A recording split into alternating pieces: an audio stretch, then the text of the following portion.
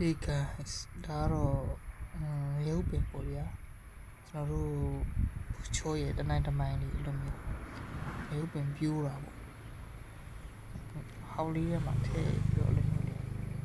ရုပ်ပင်ပြိုးတာပါဗျာရုပ်ပင်တို့ဘယ်လိုမျိုးလုပ်လဲဆိုရင်ဒါမှမဟုတ်မြေကြီးထည့်ပြီးတော့အစိထည့်ပြီးတော့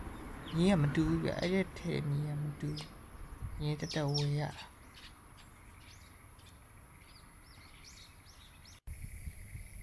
ဒါတော့ငရုပ်ပင်ပေါ့ဒါနောက်ထပ်ပြိုးနည်းတစ်မျိုးသူအပင်ပြိုးနည်းရတယ်အများကြီးရှိတယ်ဂျပန်လို့ဆိုတော့တာနဲမခီလို့ပေါ့ဒါငရုပ်ပင်လုံးဝဒါအမျိုးတစ်ခုခုနဟောက်ထဲအမျိုးတစ်ခုမျိုးသားတွေအများကြီးရှိတာဗျာ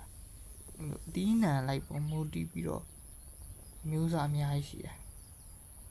တစ်မျိုးနဲ့တစ်မျိုးမတူမျိုးဒီလေးစိုက်ပါတယ်ဖြုံပင်လေးစိုက်ပါဗျာ